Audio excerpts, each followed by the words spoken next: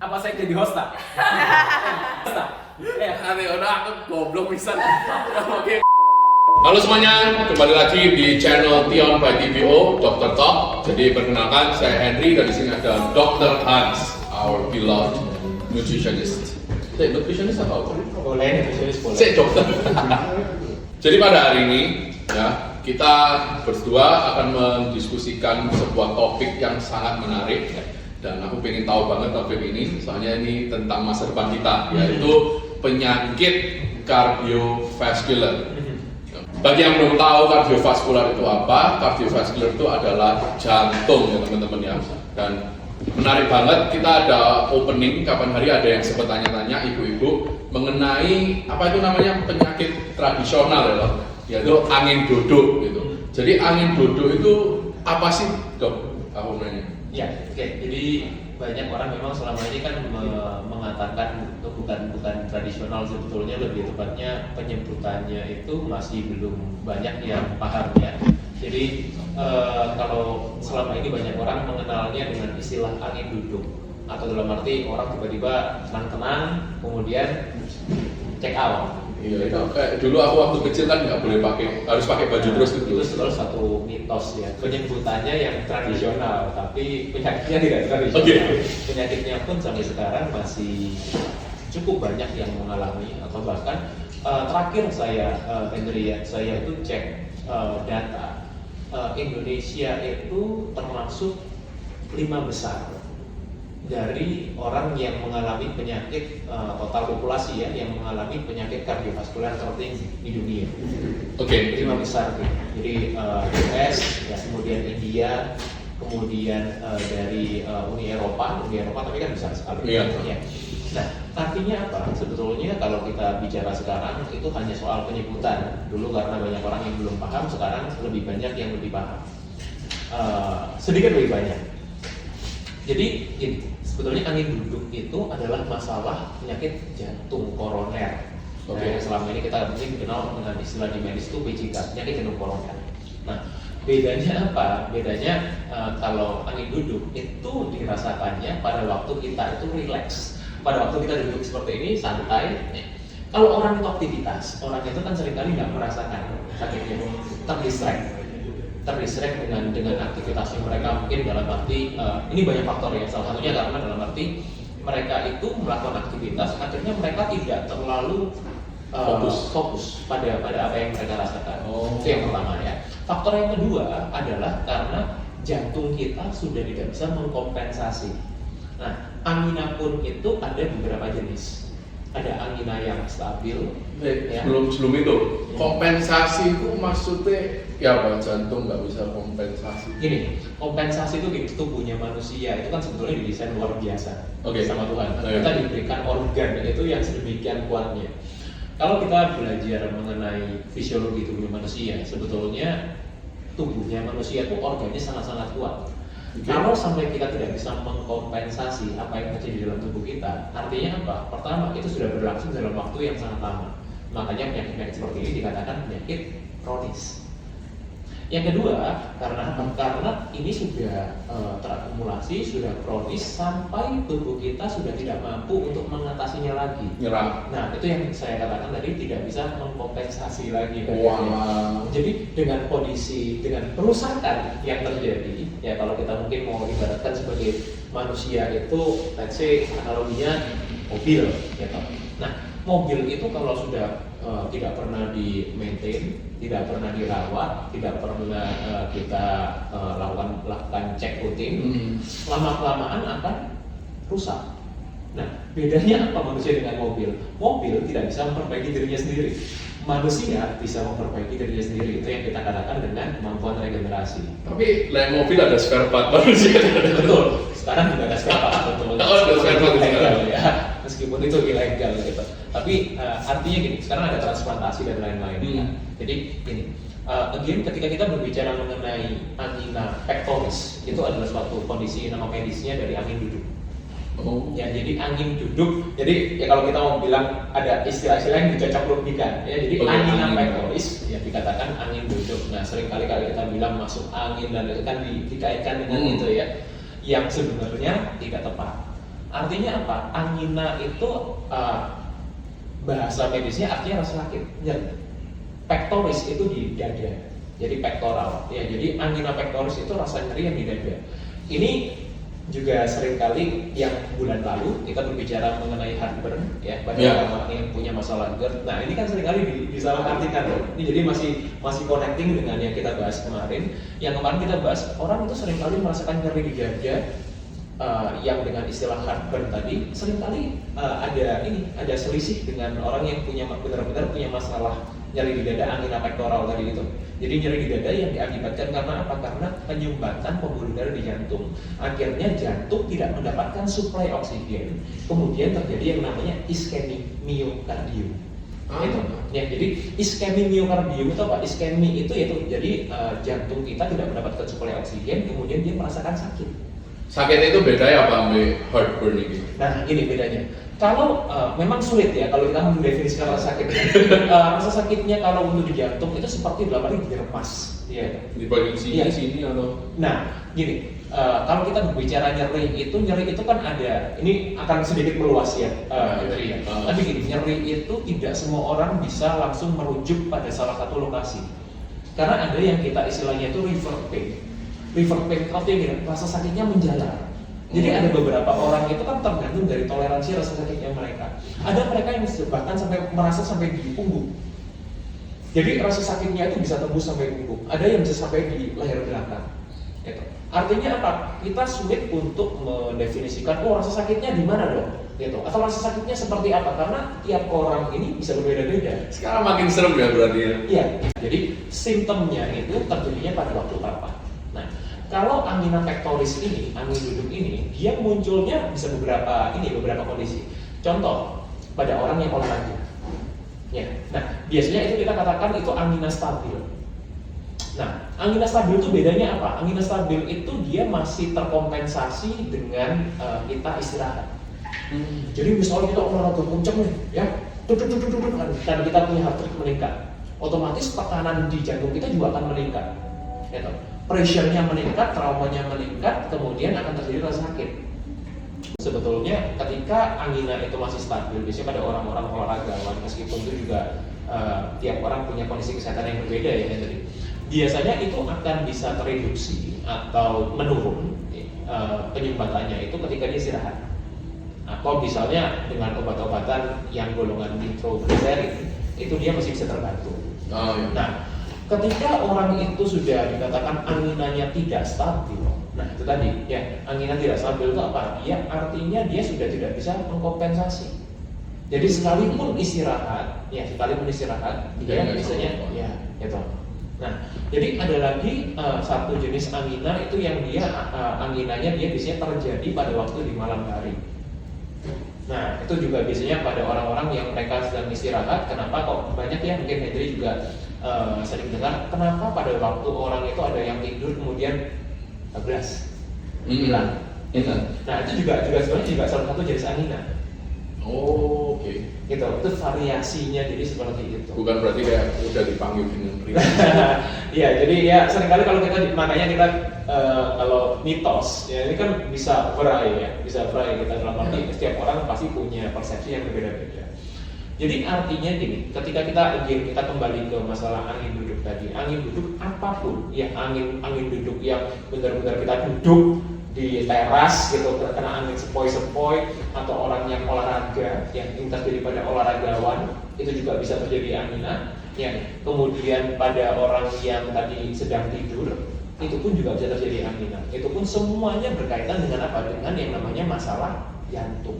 Oh, jadi faktor penyebab utama ya angina itu apa sih, kayak apakah karena mostly paling besar, ya tentunya lifestyle. Oke. Ya, kalau kita mau kembali ke patofisiologinya ya, artinya apa? Terjadi penyumbatan pembuluh darah itu yang paling sering. Oke. Ya, kemudian misalnya terjadi penurunan elastisitas di pembuluh darah, biasanya pada orang-orang yang usianya sudah lanjut. Ya. Atau meskipun kita tidak bisa samaratakan, ada orang yang usianya lanjut tapi juga elastisitasnya masih bagus. Berarti tergantung dari apa ya? Ya, lifestyle. Soalnya temenku, betul. Intermezzo dikit ya, ya cerita. ya. Temenku itu juga kan dia bekerja Ya. 2 tahun lalu dia kan udah umur 25. Hobinya itu emang kalau kerja di kota besar kan sampai malam, apalagi dia itu video editor gitu kan. Nah, meninggal gara-gara kena serangan jantung. Padahal kan kalau serangan jantung kan biasanya umur 50 ke atas, 60 ke atas, ini 25 aja udah bisa kena. Ya, lumayan menyeramkan. Banyak pasien saya pun juga usia paling muda ya, itu bukan penyakit jantung, tapi penyakit yang sebelumnya biasanya terjadi sebelum penyakit jantung. Kayak apa itu? Diabetes. Oh iya, oke. Diabetes ini, Banyak. I think like we have known that like it's master of diseases. Master of disease. Artinya gini, orang seringkali kan bilang seperti ini, yang dikatakan silent killer itu hanya jantung. Ya, maybe next time ya kita bisa bahas mengenai diabetes. Itu lebih serem lagi teman-teman. Jadi hari ini kita masih fokus ke jantung. Jadi kalau kita bilang silent killer, sebetulnya yang silent killer itu adalah diabetes. Karena diabetes itu hampir tidak ada tandanya kecuali sudah ada komplikasinya. Kalau seperti penyakit jantung ini, dia masih ada tandanya. Kayak tadi ya, salah satunya adalah nyeri di bagian dada itu. Capek-capek. Rasa lemas, ya, gampang capek, ngos-ngosan. Itu adalah salah satu. Kita misalnya, kita baru jalan berapa ratus meter nih, gitu. Kemudian baru naik tangga gitu ya. Kalau pikuk, Gitu. Salah satunya. Nah, karena gini, demensia, ini kita kalau tarik benang merahnya bisa panjang, gitu ya. Saya nggak mau tarik terlalu panjang. Saya nggak mau terlalu panjang karena gini, demensia itu juga artinya apa? Kita terjadi penyumbatan pembuluh darah di otak. Otak tidak mendapatkan suplai oksigen, makanya mereka gampang lupa, gampang pikun. Itu. Jadi kalau orang bilang gampang pikun, karena udah tua, nggak semua orang tua juga pikun. Ya.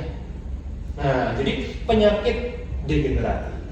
Ya, kemudian penyakit metabolik itu ada hubungannya.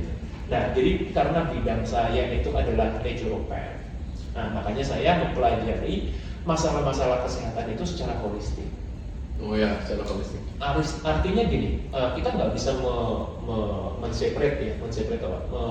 memisahkan. Ya, kita nggak bisa memisahkan antara apa? Antara kalau otak ya otak sendiri, kalau jantung sendiri, ya pankreas sendiri, liver sendiri, ginjal sendiri. Manusia itu kan satu kesatuan. Itu artinya ketika kita terjadi suatu masalah di satu organ, there must be something happen in another part. Itu. Oke. Jadi kalau misalnya aku mau nanya nih, kan itu udah sesuatu yang apa ya, progresif ya. Penyakit kronis ini kan progresif, berarti tumpuan-tumpuan dari yang lama, terus apa sih kebiasaan-kebiasaan buruk yang tertumpuk hingga terjadinya serangan jantung atau diabetes itu semua ya kan. Nah, prevention. Terus kalau misalnya ada pengobatannya kayak gimana? Dan ya ini nanganinnya itu gimana gitu kalau udah punya itu. Oke. Saya koreksi sedikit ya. Sebetulnya kalau kita bilang progresif itu kata-kata yang sering kali disampaikan di literatur ya, yang mereka mengatakan bahwa penyakit-penyakit seperti ini tidak bisa sembuh. Kronis dan progresif. Apakah memang betul-betul progresif? Kalau dari bidang keilmuan saya, naturopath, bisa enggak? Kapan, bila mana kalau iya? Bila mana kalau pola hidupnya tidak diubah, itu akan progresif. Ya. Tapi apakah mungkin dok dalam arti bisa stay, ya, bisa dalam arti berhenti, tidak progresif, atau bahkan bisa regresif?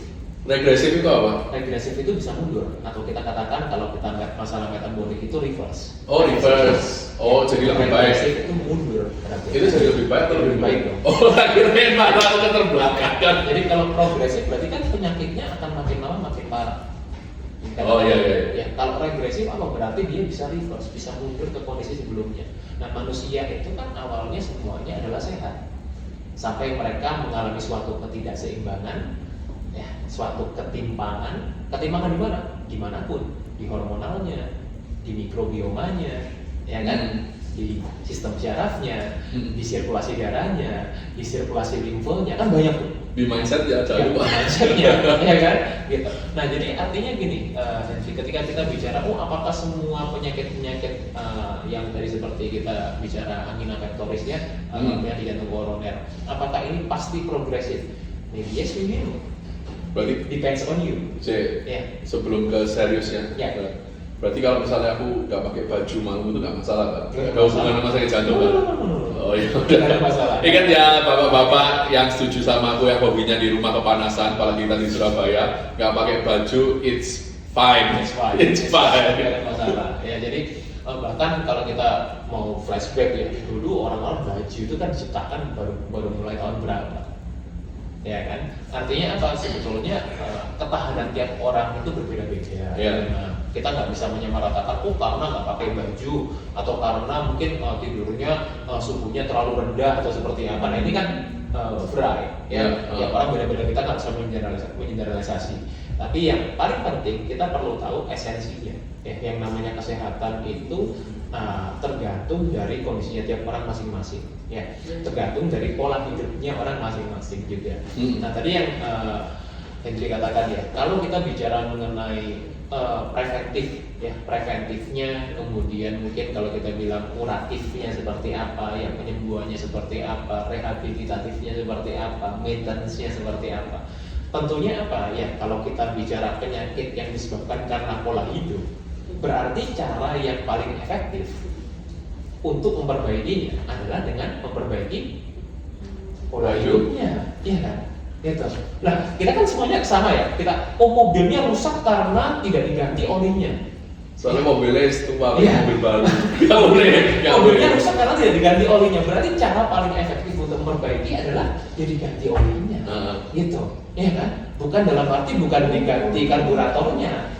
Itu karena tiap kerusakan itu ya berbeda-beda. Itu selesaikan, saya selalu bilang selesaikan dari akar masalahnya. Kalau selama ini orang itu hanya fokus pada, sorry ya, kalau di Indonesia mostly memang mindsetnya masih seperti ini, Henry. Kalau sakit ini obatnya apa? Oh iya. Ya, kalau sakit ini, oh ini obatnya. Ya, sakit asam urat kita minum obat penurun asam urat. Kita hipertensi minum obat penurun tensi. Kita punya masalah kolesterol tinggi dikasih obat penurun kolesterol. Means apa? Bukan berarti semuanya itu buruk, tapi kalau kita hanya tipping ke ujungnya saja, kita tidak akan menyelesaikan di akar masalahnya. Nah, ketika akar masalahnya tidak terselesaikan, akhirnya apa? Akhirnya kita akan muncul terus. Nah, obat-obatan yang tadi digunakan untuk menurunkan masalah-masalah itu, ya, we all know, selalu ada efek sampingnya. Oh, ya, tidak ada obat kita nggak ada efek samping, itu nggak ada. Yang herbal aja kalau kita habis ada efek sampingnya kok. Iya, benar. Ya kan? Ya. Nah, makanya kenapa saya selalu bilang, jangan bilang, oh ini bagus nggak dong, ini bagus nggak dong, ini bagus nggak dong. Orang itu kan sering kali seperti itu. Ya. Balas mikir, banyak expert. Ya. Dok, minum ini bagus nggak? Minum ini bagus nggak? Minum ini bagus nggak? Gitu. Orang itu sesimpel dalam arti ya, kalau kita mau berbicara dikotomi, bagus nggak bagus, bagus nggak bagus, jelek nggak jelek, jahat baik. Gitu.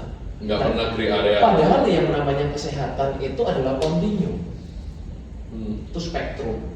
Artinya apa? Kita nggak bisa mengatakan, oh kalau ini nggak baik berarti ini buruk, kan nggak bisa.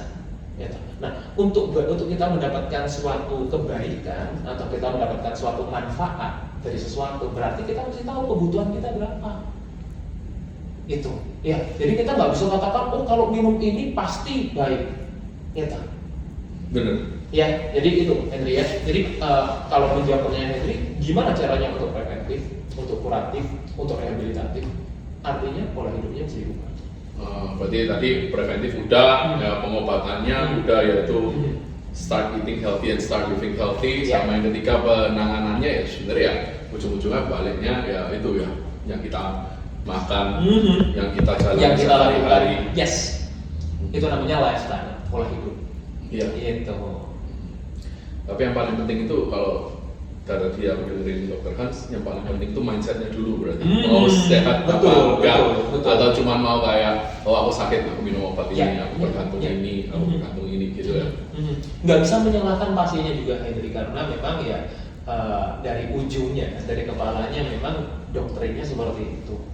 Nah makanya kenapa saya mengambil jalur yang berbeda dengan naturopath ini. Artinya apa? Saya ingin sedikit melawan arus. Ya, dengan apa? Dengan mengedukasi orang bahwa tidak semua masalah itu tidak bisa kita selesaikan.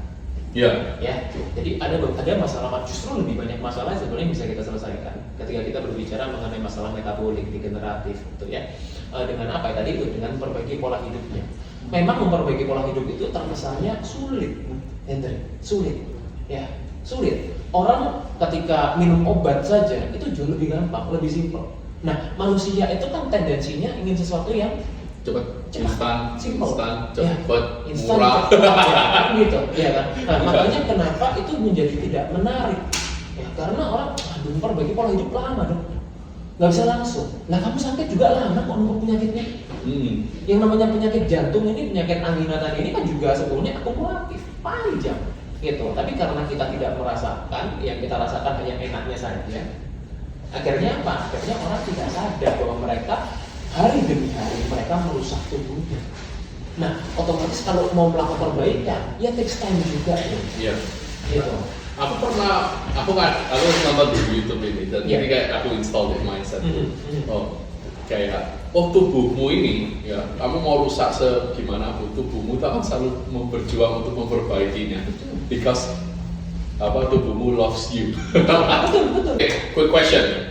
Dokter Hans kan nutrisionis tuh. Nah, kan juga kita ngomong pasti ada yang namanya superfood, ada processed food, ada yang food biasa nih. Nah, kalau misalnya tadi itu ngomongnya soal lifestyle changes, ya loh, terus pasti pola makannya juga berubah. Nah, kira-kira ada nggak sih sebuah recommendation dari Dokter Hans buat teman-teman di sini semua, ya beberapa superfood yang memang dibuat menjaga organ tubuh kita ini?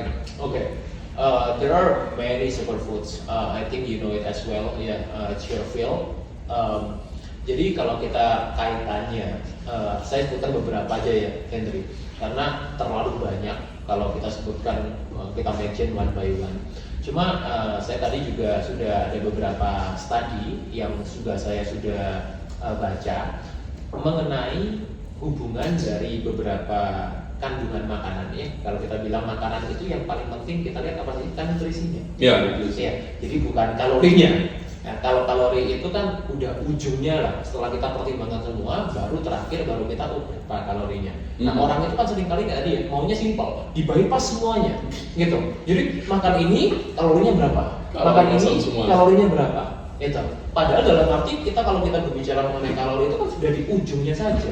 Ya, itu kan hanya secara kuantitatif, tapi tidak bisa melihat kualitatifnya seperti apa. Nah, kualitatifnya lihatnya dari mana dong? Nutrisinya tadi itu. Nah, beberapa nutrisi yang sudah have been studied, mungkin di sini saya juga share jurnalnya juga ya, jadi biar teman-teman nanti juga bisa baca sendiri gitu. Jangan terlalu percaya sama orang. Gitu. Ya, jangan terlalu percaya. Artinya apa? Artinya kalau kita itu ada yang bilang gini dok, ya katanya ini bagus dok. Buktinya apa? Biasanya ada grup-grup WA. Ya kan?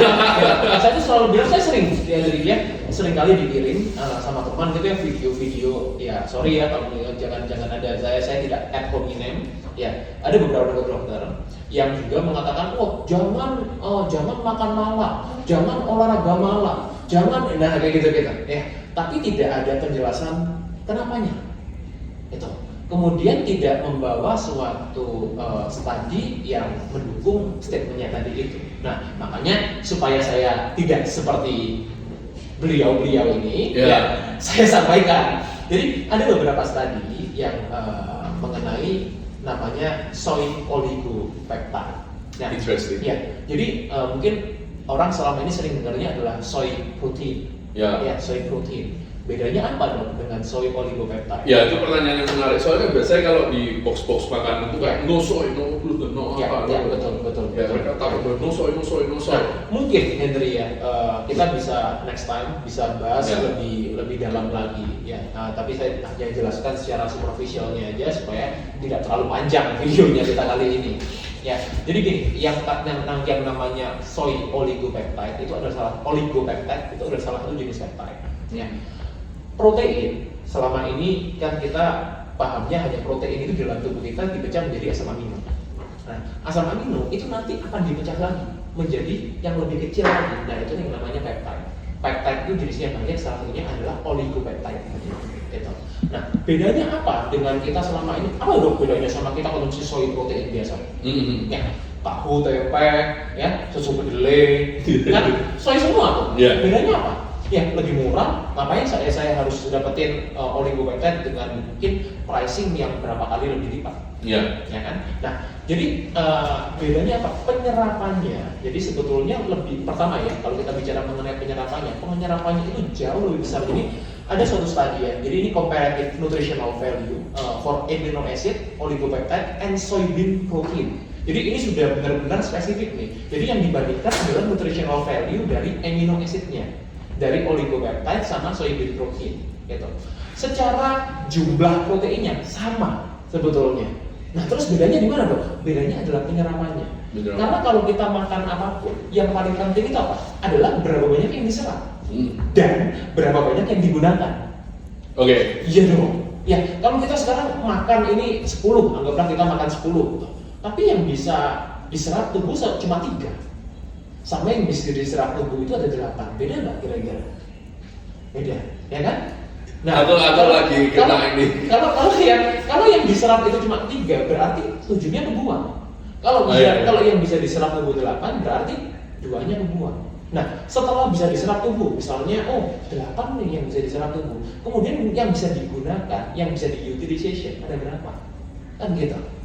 Nah, utilization jadi apa? Jadi jaringan tubuh.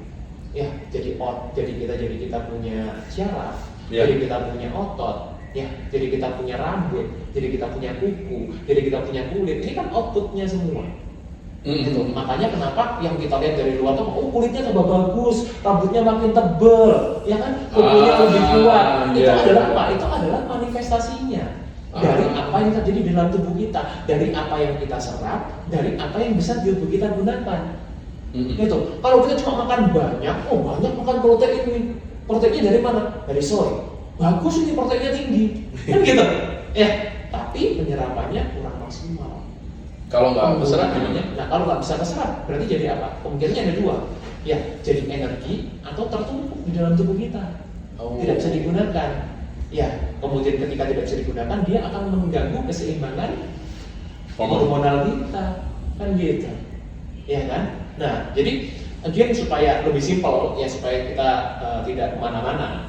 Artinya gini, oligopeptide itu punya penyerapan dan penggunaan yang jauh lebih efektif. Dari apanya? Dari suatu asam amino yang namanya methionine. Apalagi itu? Nah, jadi methionine itu adalah salah satu dari sekian banyak jenis asam amino. Asam amino kan ada yang esensial, ada yang non esensial, ada yang conditional, gitu. Nah, methionine itu adalah salah satu jenis asam amino ya yang lebih tinggi didapatkan pada oligopeptide dibandingkan pada soy protein. Gunanya apa itu? Nah itu tadi, penyerapannya lebih maksimal. Ya, jadi di dalam tubuh kita sebetulnya asam amino itu dia semakin, ada asam amino yang dia bisa memaksimalkan. Ya, asam amino kan banyak sekali ya. Ada valin, ada isoleucin, ada leucin, ada methionine, ada arginin, ya kan banyak. Gitu. Nah tadi itu yang bisa menyebabkan kenapa kok oligopeptide itu lebih unggul, karena dia punya kandungan methionine yang lebih tinggi, yang meningkatkan penyerapan dalam tubuh kita. Gitu.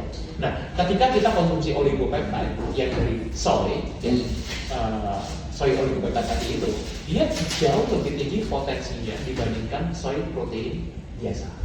Jadi protein yang terdapat dari kedelai. Itu yang pertama.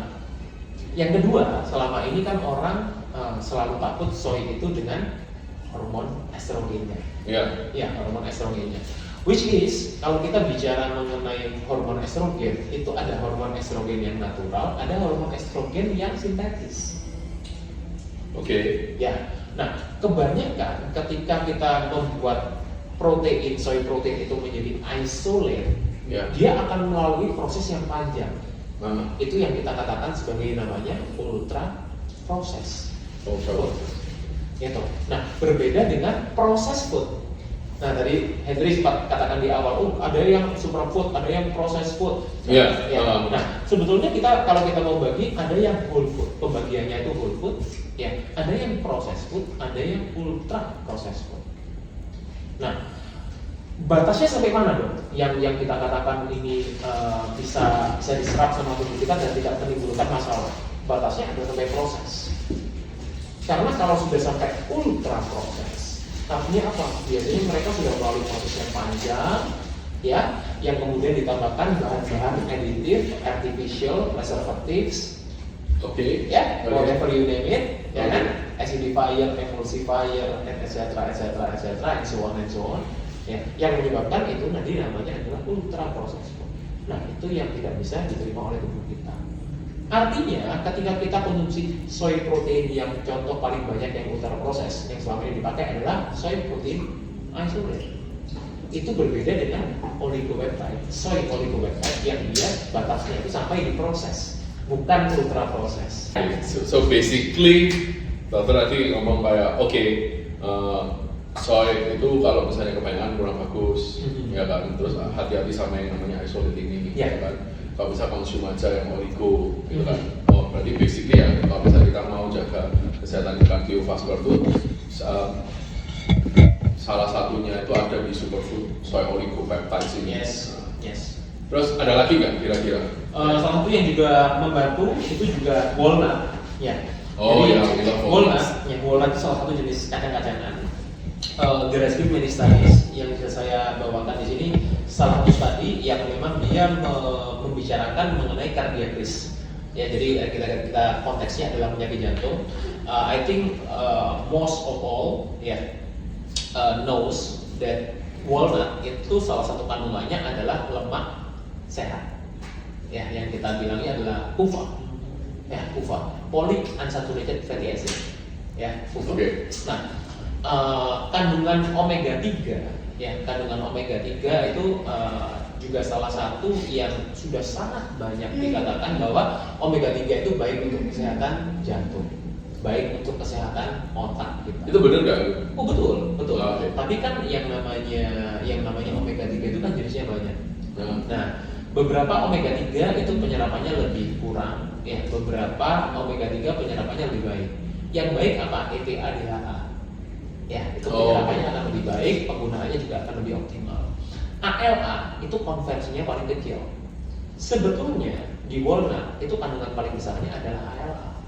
Nah, makanya ketika kita konsumsi walnut itu kalau kita konsumsi walnutnya saja sebetulnya kurang efektif. Ketika kita konsumsi walnut saja itu juga berbeda dengan kita konsumsi walnut peptide-nya. Gitu. Nah, peptide dia penyerapannya lebih optimal, konversinya omega 3-nya lebih optimal dibandingkan kita makan walnut yang biasa. Gitu. Nah, kita untuk mendapatkan peptide itu, kita tentunya kan perlu dengan suatu proses yang baik. Ya, gitu. Jadi kalau dapetin whole food-nya gimana dok? Ya boleh-boleh aja, gitu. Ya, tapi ada bedanya dengan kita konsumsi yang dari peptide itu tadi. Gitu. Jadi kalau memang kita bisa mendapatkan yang tadi yang dikatakan superfood, berarti kenapa sih kok kita bilang superfood? Berarti kan dia punya suatu manfaat ya yang melebihi dari makanan-makanan asli. Gitu. Ya kan yang dikatakan superfood. Ya, berarti kan makanan ini punya suatu potensi, punya suatu manfaat yang much higher. Than the food itself. Gitu. Gimana caranya? Ya, tentunya dalam arti yang pertama, ya kita tahu bagaimana cara mengolahnya. Gitu. Salah satunya tadi ya dengan membuat makanan-makanan tadi itu kita ambil peptide-nya, ya kita ambil dari kandungan peptidanya itu untuk memberikan potensi yang optimal untuk kesehatan kita. Nah, berarti key takeaways-nya hari ini adalah ya pertama angin duduk itu adalah penyakit jantung ternyata, ya kan? Terus kedua penyakit jantung ini itu bisa diprevensi dan juga bahkan bisa disembuhkan ya dok ya dengan pola hidup yang tepat. Nah, nomor 3, superfood ini bermain peran yang sangat baik dan besar dalam penyembuhan ini ya penyakit-penyakitnya kita gitu kan. Jadi itu ya kurang lebih ya teman-teman ya. Dan terima kasih banget buat Dr. Hans, terima kasih buat ilmunya yang gratis. Keep on educating dan membantu orang-orang untuk hidup lebih sehat. Dan bagi teman-teman yang pengen nanya-nanya lebih lagi, bisa langsung tanya di kolom komentar ya. Biar kita juga tahu nih next topik yang dibawa itu seperti apa yang paling bagus. Thank you Dr. Hans. Thank you Henry for having me. Bye-bye semuanya.